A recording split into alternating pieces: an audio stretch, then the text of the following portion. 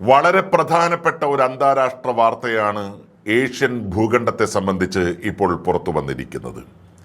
അമേരിക്കയുടെ വ്യാപാര തീരുവയുദ്ധം നേരിടാൻ ഒരുമിച്ച് മുന്നേറണമെന്നാണ് ഇന്ത്യയോട് ചൈന ആവശ്യപ്പെട്ടിരിക്കുന്നത്. ട്രംപിന്റെ ഭ്രാന്തൻ നയങ്ങൾ ലോകരാജ്യങ്ങൾക്കിടയിലെ കൂട്ടുകെട്ടിന് തന്നെ മാറ്റം വരുത്തുമെന്ന വിലയിരുത്തൽ ശരിവെക്കുകയാണ് യഥാർത്ഥത്തിൽ ചൈനീസ് നീക്കം. ബീജിംഗിൽ നടന്ന നാഷണൽ പീപ്പിൾ കോൺഗ്രസിന് ശേഷം ചൈനീസ് വിദേശകാര്യമന്ത്രി വാങ് യി നേരിട്ടാണ് ആവശ്യം മുന്നോട്ട് വെച്ചത്. അമേരിക്കയോട്, പ്രത്യേകിച്ച് ട്രംപിനോട് അമിത വിധേയത്വം പുലർത്തുന്ന മോദി സർക്കാർ ചൈനീസ് ആവശ്യത്തോട് എങ്ങനെ പ്രതികരിക്കുമെന്നത് ഏറെ ശ്രദ്ധേയമാണ്.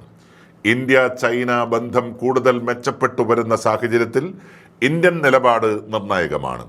ഏഷ്യയിലെ വൻ ശക്തികൾ ഒന്നിച്ചാൽ മറ്റന്താരാഷ്ട്ര ബന്ധങ്ങളെ വരെ അത് സ്വാഭാവികമായും വലിയ തോതിൽ സ്വാധീനിക്കും. ആധിപത്യത്തെയും അധികാര രാഷ്ട്രീയത്തെയും എതിർക്കാൻ ദില്ലിയും ബീജിംഗും ഒരുമിച്ച് പ്രവർത്തിക്കണമെന്നാണ് ചൈനീസ് വിദേശകാര്യമന്ത്രി വാങ് യി പറഞ്ഞത്. പരസ്പരം തളർത്തുന്നതിനു പകരം സഹകരണം ശക്തമാക്കുകയും പിന്തുണയ്ക്കുകയും വേണം. ഏഷ്യയിലെ വലിയ സമ്പദ് വ്യവസ്ഥകൾ ഒന്നിക്കണം. അതുണ്ടായാൽ ഗ്ലോബൽ സൗത്തിന്റെ വികസനം ശക്തിപ്പെടും. അക്കാര്യത്തിൽ ഭാവി ശോഭനമാകും എന്നുള്ള കാര്യത്തിൽ രണ്ടു രാജ്യങ്ങളും ഉറപ്പിൽ തന്നെയാണ്. ഇരു രാജ്യങ്ങളുടെ സഹകരണം പൗരന്മാരുടെ അടിസ്ഥാന ആവശ്യങ്ങളെ 100% സംരക്ഷിക്കും. ഇത്തരത്തിലാണ് വാങ് യി ഇന്ത്യയുടെ സഹകരണം ആവശ്യപ്പെട്ടുകൊണ്ട് ആഹ്വാനം ചെയ്തിരിക്കുന്നത്. കഴിഞ്ഞ നവംബറിന് ശേഷം ഇന്ത്യ ചൈന നയതന്ത്ര ബന്ധത്തിൽ വലിയ മുന്നേറ്റമുണ്ടായെന്ന ഇന്ത്യൻ വിദേശകാര്യമന്ത്രി എസ് ജയശങ്കറുടെ പ്രസ്താവനയും ഈ ഘട്ടത്തിൽ നമ്മൾ കണക്കിലെടുക്കണം.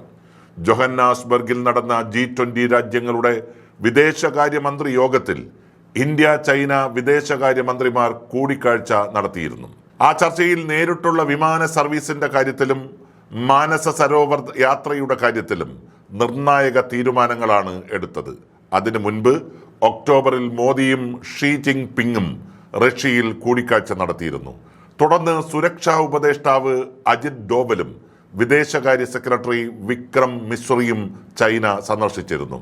അങ്ങനെ ഇന്ത്യ ചൈന ബന്ധം കൂടുതൽ ദൃഢമായി നിൽക്കുന്ന ഘട്ടത്തിലാണ് അമേരിക്കയ്ക്കെതിരെ അണിചേരാൻ ചൈന തന്നെ ഇന്ത്യയെ ഇപ്പോൾ ക്ഷണിച്ചിരിക്കുന്നത്. ചൈനീസ് ഉൽപ്പന്നങ്ങൾക്കുള്ള തീരുവ 20% അമേരിക്ക ഉയർത്തിയത്. ഇന്ത്യൻ ഓട്ടോമൊബൈൽ ഉൽപ്പന്നങ്ങൾക്ക് 100% വരെ തീരുവ ചുമത്തുമെന്നാണ് ട്രംപിന്റെ ഇപ്പോഴത്തെ ഭീഷണി പ്രഖ്യാപനം.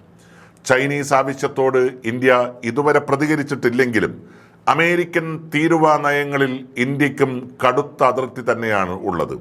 പക്ഷേ അമേരിക്കയ്ക്കെതിരെ പ്രത്യക്ഷത്തിൽ ഒരു നിലപാട് ഈ ഘട്ടത്തിൽ ഇന്ത്യ എടുക്കുമോ എന്നുള്ളതാണ് വ്യക്തമായി അറിയാനുള്ള കാര്യം.